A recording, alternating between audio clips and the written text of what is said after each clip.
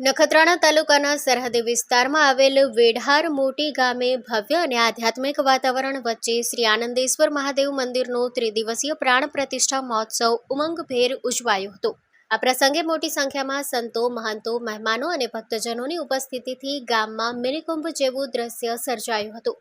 હિન્દુ વસ્તી ધરાવતા સરહદ પરના એકમાત્ર ગામ વેઢાર મોટીનું ઐતિહાસિક મહત્વ પણ વિશેષ છે। 1971ની ભારત પાકિસ્તાન લડાઈ બાદ પાકિસ્તાનમાંથી મોટી સંખ્યામાં માલદે સોઢા પરિવારના શરણાર્થીઓ ભારત આવી આ સરહદી વિસ્તારમાં વસ્યા હતા અને વેઢાર મોટી નામનું નવું ગામ બસાવ્યું હતું। ગત વર્ષે ગામના દાતાઓના સહયોગથી કોઈ લોકફાળો લીધા વગર આશરે ₹30 લાખના ખર્ચે ભવ્ય શિવાલયનું નિર્માણ કરવામાં આવ્યું હતું। આ મહોત્સવમાં શ્રી બાલકનાથજી બાપુ, કોટડા જડોદર, દેવીશ્રી અંતરબા, દેવીશ્રી ઈશ્વરપુરી માતાજી, કાનજી દાદા કાપડી સહિત કચ્છભરના અનેક સંતો મહંતોએ પધરામણી કરી હતી, જેના કારણે નાનકડા ગામમાં મિનિકુંભ જેવો અલૌકિક માહોલ સર્જાયો હતો। પ્રાણ પ્રતિષ્ઠા પ્રસંગે ભૂદેવો દ્વારા શાસ્ત્રોક્ત મંત્રોચ્ચાર સાથે દેવદેવીઓની મૂર્તિઓની સ્થાપના કરવામાં આવી હતી।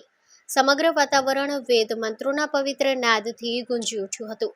Story report by Pankaj Kabira, Nakhatrana.